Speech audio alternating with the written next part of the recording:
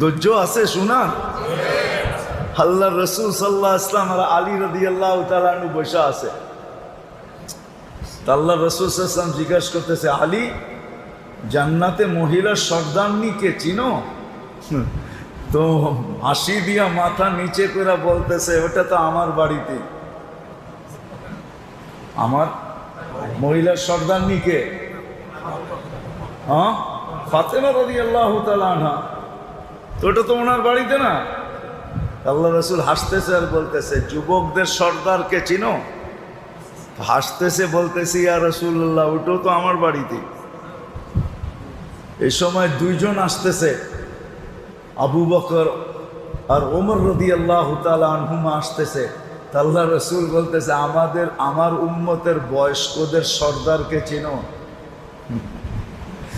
এখন চুপ হয়ে গেছে।